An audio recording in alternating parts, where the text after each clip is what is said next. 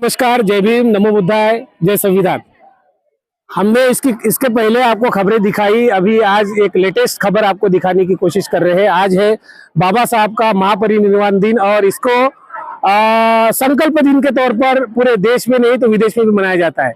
बाबा साहब का जिस तरह से जन्मदिन मनाया जाता है उसी तरह से बाबा साहब को नमन करने के लिए आज 6 दिसंबर सभी देशों में मनाया जाता है।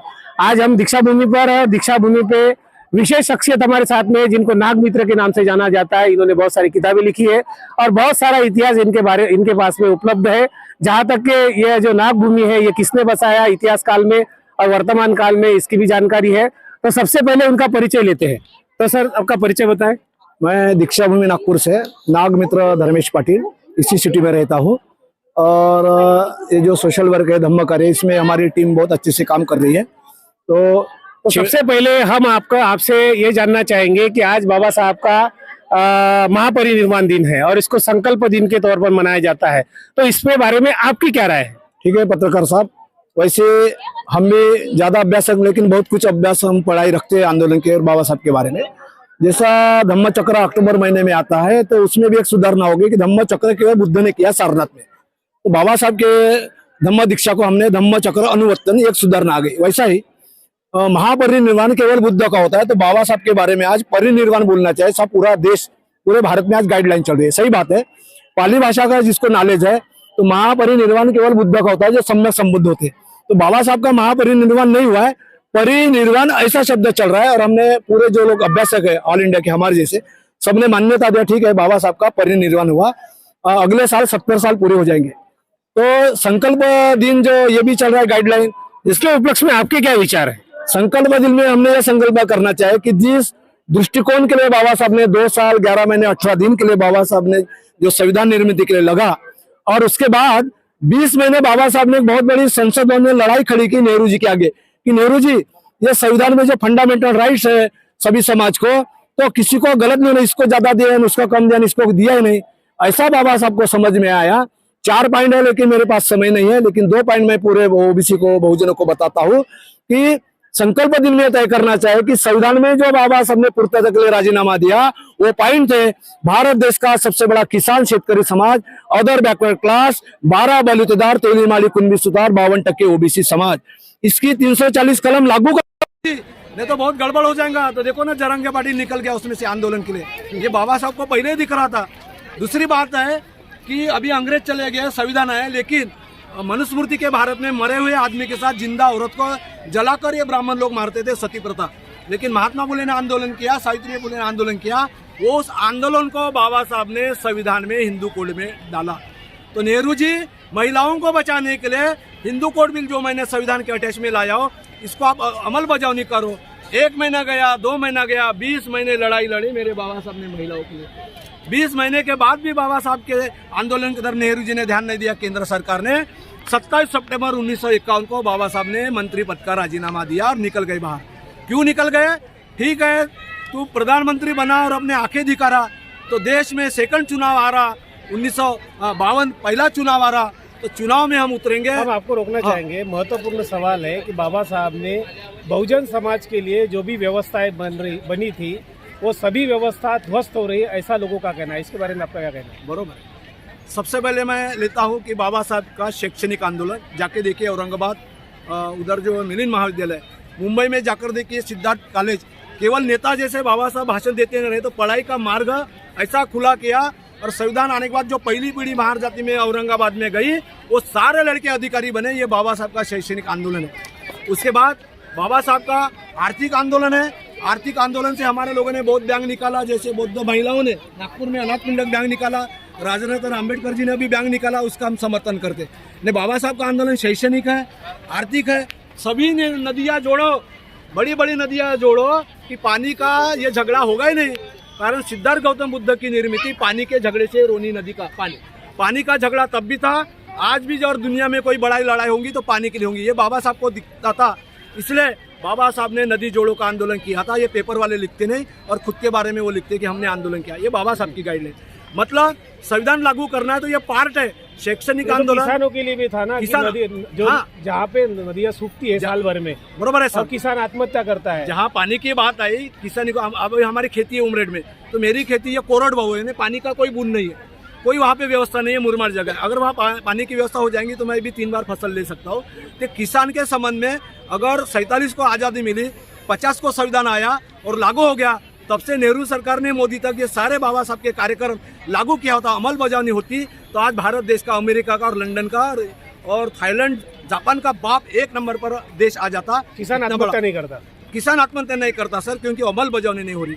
इसका मतलब किसानों को संविधान पता नहीं या संविधान बाबा सीधा साहब की सीधा बातें हमारे पता जैसे लोग कहते हैं कि इनको मनुस्मृति में ज्यादा इंटरेस्ट है, भारत के संविधान में इनका इंटरेस्ट नहीं है। ये मेरे भारत की महिलाओं, ये ओबीसी हो, बौद्ध जनों, एक हो जाओ, गांव गांव में करो। अभी नागपुर में चांस है, अभी कल परसों एक चुनाव हो गया, नगर पंचायत हो गया, वो अभी कारपोरेशन में है, तो सारे लोग आपस में मैत्री भाव करो और अच्छे लोग जाने दो। और करोड़ों का खेल तो नागपुर में, बाद में देखेंगे मुंबई, बाद में देखेंगे दिल्ली, लेकिन जब तक शासन करती जमात हमारे बहुजन बनेंगे नहीं, तो ये आरएसएस के लोग, ये ब्राह्मण लोग तुम्हारे साथ संविधान के खिलाफ हमेशा गद्दारी करते रहेंगे।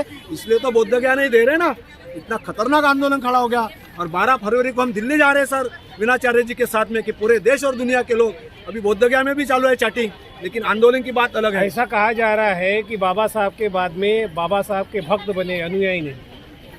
इसी दीक्षा अभिवर बाबा साहब ने 12 तारीख को भंडारा के लोगों को लकड़ी से पीटा था। वामन दादा गोड बोले मैं आ रहा हूँ नागपुर दीक्षा लेने के लिए, लेकिन किसी को भी बताना नहीं कि अम्बेडकर आ रहा करके, गुप्त होता, सीक्रेट। बाबा साहब आए और इसी मैदान पर जहाँ तुम खड़े हो, मैं खड़ा हूँ यहाँ पर, बाबा साहब आराम खुर्ची पर पेपर पढ़ते रहे, तो बाबा साहब को मालूम नहीं, आगे में लंबी लाइन लगाए भाइयों ने, आदमियों ने, और ऐसे करते हुए जा रहे। तो बाबा साहब ने पेपर पलटा है तो उनको दिखा रहे भक्तों की लाइन, ऐसा लकड़ी से मारा गोंदिया भंडारे के लोगों को। जिस दिन तुम मुझे भगवान बनाओगे, तीर्थ क्षेत्र बनाओगे, अनुयायी बनाएंगे, उपासक अच्छे नहीं बनोगे और देव धर्म में मुझे करोगे, तो ये अम्बेडकर खत्म हो जाए। ये बाबा साहब ने यही बोला। तो वो पत्रकार ने पूछा ब्राह्मण ने, क्यों मारा? ये अच्छे लोग हैं, तुमको हाथ जोड़ने के आ रहे। बाबा कितने अच्छे लोग हैं, हाथ जोड़ नहीं, मला कर्तृत्ववान लोक पाहिजे, मला याचे पाया पडणं, मेणबत्ती लावणं, देव बनवणं। ज्या दिवशी हे लोक मला देव बनवतील, हा भीमराव आंबेडकर संपून जाणार, याच ठिकाणी बाबासाहेब बोलले या माझ्या लायब्ररीमध्ये। तर काय आता बाबा साहेबाला देव बनवणं चालू है, असं तुमचं म्हणणं आहे? परसेंटेज के ऊपर हम बात करते हैं, परसेंटेज में 10% मेरे जैसे लोग अनुयायी बनकर काम करें, 80% लोग भक्त बने हैं। उनको अगरबत्ती लगाएंगे, हार लगाएंगे, अपने ड्यूटी पर जाएंगे, दारू पियेंगे, औरत को तराश देंगे बच्चों को। ये नागपुर में चल रहा है। 15-20% लोग आपके जैसे मेरे जैसे महिला पुरुष मैदान में हैं, इसलिए बाबा साहब के आंदोलन की शान है। ये आंकड़ा हम बढ़ाना चाहते हैं, 20% ही बाबा साहब के ओरिजिनल लोग, क्यों हमको 80% लोग करना है बाबा साहब के, तब ये भारत प्रबुद्ध भारत बन जाएगा, सम्राट अशोक का भारत बन जाएगा। और मैं ये भी बताता हूँ, पूरे भारत में घूम चुका हूँ मैं कार्यकर्ता कांशीराम जी के साथ, ओनली फॉर 10 ईयर्स, आने वाले 10 साल में सम्राट अशोक का भारत, संविधान का भारत, बुद्ध का भारत बनने की क्रिया चालू हो चुकी है सर। वो बड़े बड़े मीडिया नहीं आते, आपके जैसे मीडिया आते हैं, आपका धन्यवाद। ऐसा कहा जा रहा है कि बाबा साहब को किसी ने सवाल किया था कि आपके लोग बिकेंगे और वर्तमान में बिकते हुए दिख रहे हैं, ऐसा लोगों का कहना, इस पर आप क्या कहना है? उत्तर प्रदेश का पहला मुख्यमंत्री कृपलानी ने बाबा साहब को बुलाया था लखनऊ में, मंच पर लेता मुख्यमंत्री बैठा था, बाबा साहब बैठे थे, उधर सब बैठे थे। वो मुख्यमंत्री के आगे बोला बाबा साहब ने, ए पब्लिक, लोग लाखों, लखनऊ की बात देखो रे, लोगों बोले भाषण सुनने का अम्बेडकर का, सुन लो, बोले जागृति स्वाभिमान क्या होता है। जिस दिन तुम जाग जाओगे, ये ब्राह्मण मुख्यमंत्री बैठा है, बोले ना ये लेस भी खोलेगा, पॉलिश भी करके देगा, नाक भी रगड़ेंगे, तो भी तुम इन चोट्टों के पार्टियों को वोट देंगे, भीक मध्ये सुद्धा यांना वोट देणार नाही। ही बाबासाहेबांची गाईडलाईन आहे, आमची थोडी आहे। लखनऊ में बोला मुख्यमंत्री के आगे, आता स्टेजवर लोक येतात, आहे कोणाची बोलण्याची हिम्मत नहीं बोलते। वो स्वाभिमानी कार्यकर्ता होना, अत्यदीप भव, जिसको समझता है बुद्ध का, जिसके दिल और दिमाग में संविधान होता है, मैत्री, प्रज्ञाशील, करुणा होती है, बहुजन हित है, बहुजन सुखता है, वही स्त्री पुरुष कार्यकर्ता रियल डेयरिंग से बात कर सकता है साथियों, अन्यथा दूसरे लोग करते ही नहीं।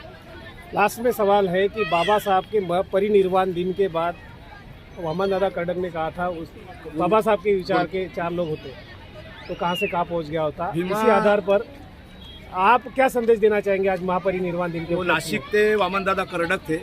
अगर उन्हें पिक्चर वालों को गाने लिख के दिया रहता तो वामन दादा कर्डक जैसा कोई श्रीमंत आदमी नहीं रहता।